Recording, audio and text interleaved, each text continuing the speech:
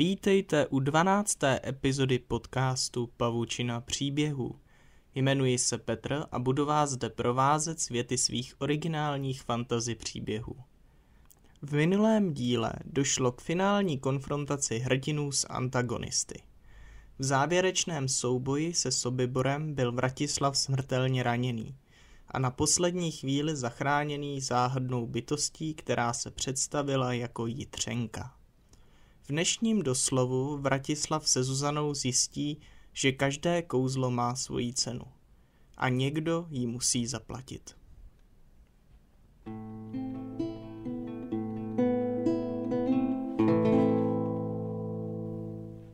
Vratislav, když se probudil, nejprve nechápal, co se stalo a kde je. Až po hodné chvíli si uvědomil, že leží v měkké posteli, přikrytý vlněnou přikrývkou. Neležel tam sám. Zuzana se k němu tiskla a pravidelně oddechovala. Podle tmy kolem došel k závěru, že musí být noc. Matně si vzpomínal na události z mohylového pohřebiště. Bylo to tak zvláštní, že by si i myslel, že se mu to jenom zdálo. V náhlém návalu uvědomění si rukama prohmatal břicho. Po zranění však nebylo ani památky. Takže by to byl skutečně jenom sen, pomyslel si. Opatrně jí objel paží a něžně políbil do vlasů. Něco ze spaní zamumlala a spokojeně vydechla. Trvalo dlouho, než Vratislav znovu usnul. Hlavou se mu honily myšlenky a otázky, na které neznal odpovědi. Na okamžik si i pomyslel, jestli nezemřel, a tohle není podsvětí. Přítomnost Zuzany ho ovšem přesvědčovala o opaku. Uklidnil se a znovu usnul.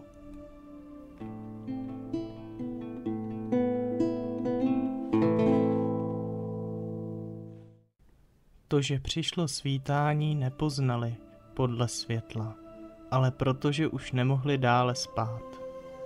Ahoj, pozdravila Zuzana, když Vratislav otevřel oči. Vratislav se na ní usmál a podíval se do jejich zelených očí. Ahoj, odpověděl. Jak se cítíš? Zeptala se ho a zvědavě si ho změřila. Docela dobře, řekl a potom se zamračil. Kde to vlastně jsme? V podzemních síních Radhoště, odpověděla a na čelí vyvstaly vrásky starostí. Kolik si toho vlastně pamatuješ? Vratislav si protřel dlaněmi obličej. Pamatuju si mohyly a Sobibora. Odmlčel se. Ne.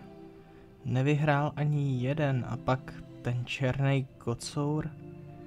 Těžko se mu ze střípků vzpomínek skládaly věty. Počkej, řekla si Radhošť? Vždyť to je hrozně daleko. Jak dlouho jsem byl mimo?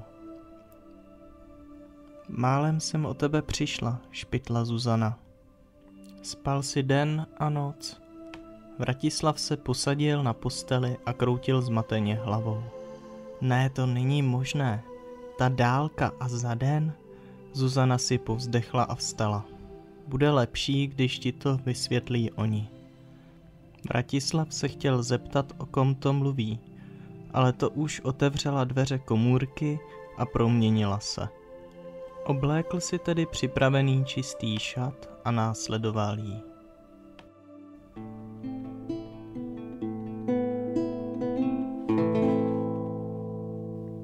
Provedla ho sítí tunelů osvětlených lojovými svícemi. Až ven na denní světlo.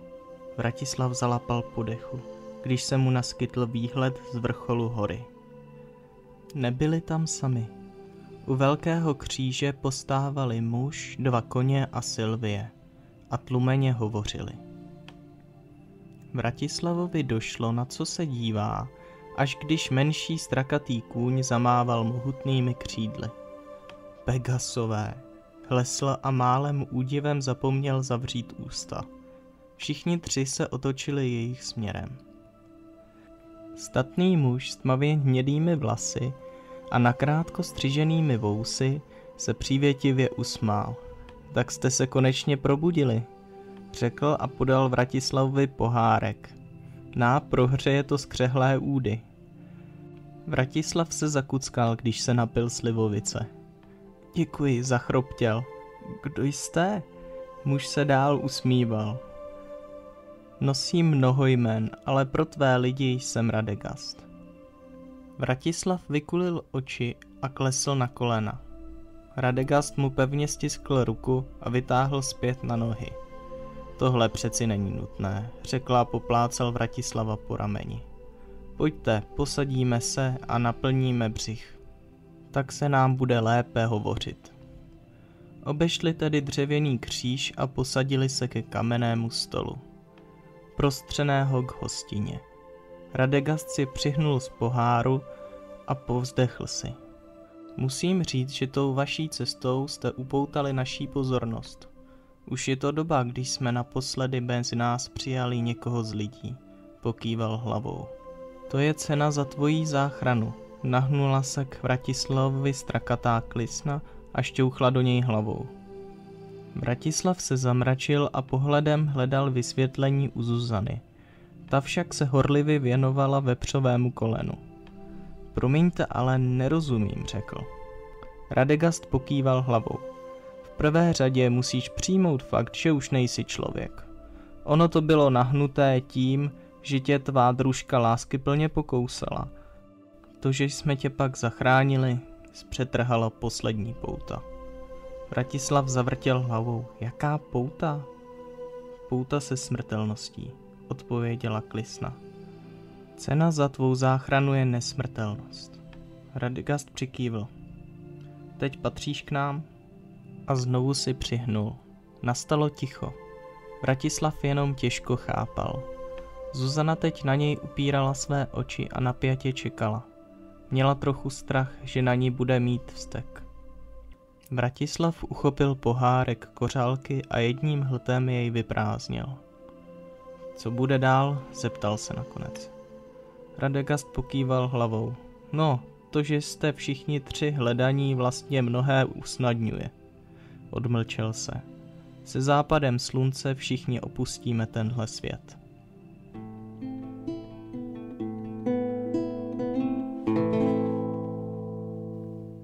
Vratislav se omluvil, že potřebuje být chvíli sám a odešel na druhou stranu vrcholu.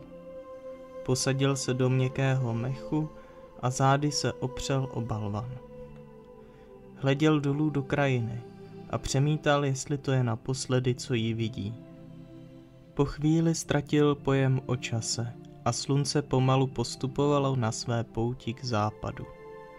Vratislave, špitla opatrně Zuzana a v podobě dívky ho zpovzdálí sledovala a čekala na odpověď.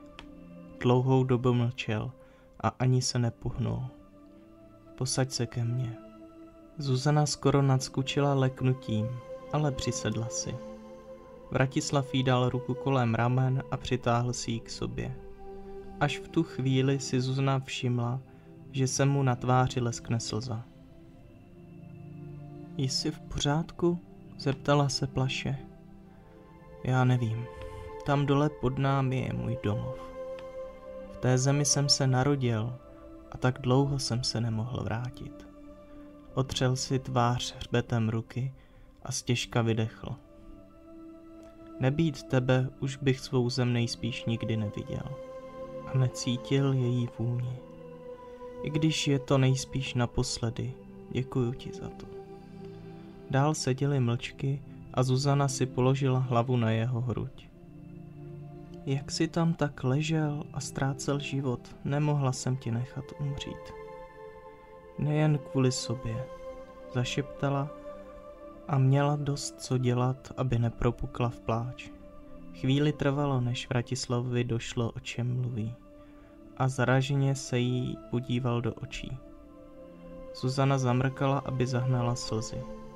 Vratislavova tvář se rozjářila úsměvem. Chceš tím říct, že čekáš? Čekám, odpověděla. V zápětí Vratislav políbil a stiskl v pevném objetí.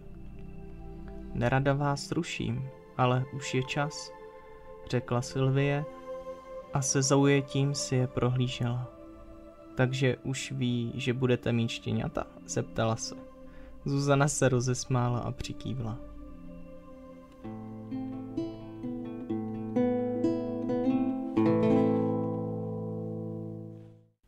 Sešli se s ostatními u dřevěného kříže a Radegast vytáhl hliněný disk s podivnými znaky ve tvaru spirály.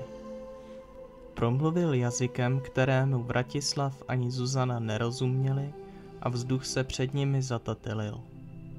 Je na čase jít domů, řekl Radegast a obrátil se k novým společníkům. Jo, a v místech, kam jdeme, mi říkají Oreos. Bez dalšího vysvětlení prošel a ostatní ho následovali. Vratislav se ještě otočil a zahleděl se do krajiny, než se portál za nimi uzavřel.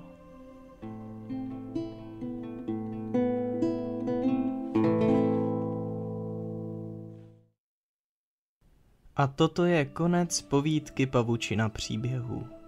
V doslovu se Vratislav se Zuzanou dostali do cíle své cesty. Po souboji na Mohylovém pohřebišti se probudili v útrobách posvátné hory. Pod zemím Radhoště se zabývá mnoho pověstí a pověr. Podle nich jde o rozsáhlý jeskyní systém, spojující vrchol s nedalekými pustevnami. Tyto jeskyně pak údajně využívali slovanští kněží. Radhoštská věštírna byla velmi známá a sloužila jako poutní místo. Stávala tam také velká socha boha Radegasta. Tak tomu bylo až do příchodu věrozvěstů Cyrila a Metoděje, kteří přikázali sochu strhnout a na jejím místě na vrcholu vztyčit kříž. Na onen kříž jsme narazili i v dnešním vyprávění. Podle jedné z legend Radegastova socha nepodlehla vandalismu té doby a byla kněžími ukrytá právě v podzemní svatyni. Zajímavostí je, že skutečně na hřebenu hory se nachází pseudokrasové pukliny a propadliny. Pseudokrasové, protože podloží Radhoště je tvořeno pískovci a jílovcem a krasové útvary vznikají ve vápenci či dolomitu. Takže existuje jeskyní svatyně? Kdo ví. Bohužel pravděpodobnější je, že nikoliv, ale je hezká myšlenka, že něco přetrvalo. Tím se dostávám k důvodu, proč jsem pro zahájení tohoto podcastu zvolil právě tuto krátkou povídku. Chtěl jsem ukázat to málo, co se dochovalo z kultury starých Slovanů. Odvyprávět příběh nezatížený propagandou minulého režimu. A nebylo to snadné už jenom díky faktu, že většina slovanských kultur se ztratila v propadlišti dějin. Známe velké kultury starověku, řeckou, římskou či severskou. Všechno to jsou v úvozovkách dobře popsané celistvé kultury. Slované nikoliv. Jsou nám známé 4 hlavní větve, pojmenované podle světových stran, kterými se vydali. Ty se pak dělily na množství malých kmenových uskupení. V tom už narážíme na onu zmíněnou propagandu bývalého Sovětského svazu, která líčila Slovany prakticky jako celistvou velkou kulturu. Ta však v této podobě nikdy neexistovala. Byl to nespočet kočovných kmenů s podobným jazykem a mytologií předávanou ústní tradicí. První historické prameny se objevují až po kolapsu západořímského impéria. Postupně s množstvím válek a následné více či méně násilné christianizace došlo k úpadku a téměř úplnému zapomnění. Slovanská mytologie, kterou známe dnes, je jenom pouhým stínem. Je to jako kdybychom ze střípků 10 různých zrcadel slepili jedno maličké.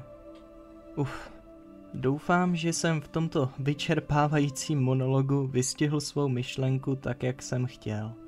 Opravdu hodně jsem se snažil vyznít apoliticky a mezi námi v kontextu událostí posledních válečných let to nebylo jednoduché. Je smutné, že i v dnešní osvícené době je jeden národ schopný pokusit se vymazat jiný z existence i historie.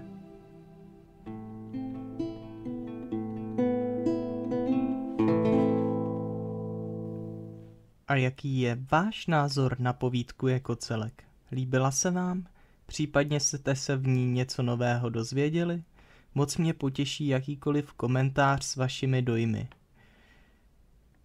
S novým rokem se vydáme do mnohem starší historie v románu Věk nesmrtelných. Můžete mě také navštívit na mých sociálních sítích, Facebooku, Instagramu či Threads, kam občas přidám nějaký ten příspěvek, odkaz dám do popisku videa. Moc vám děkuji za pozornost a s přáním příjemně prožitých vánočních svátků. Naslyšenou.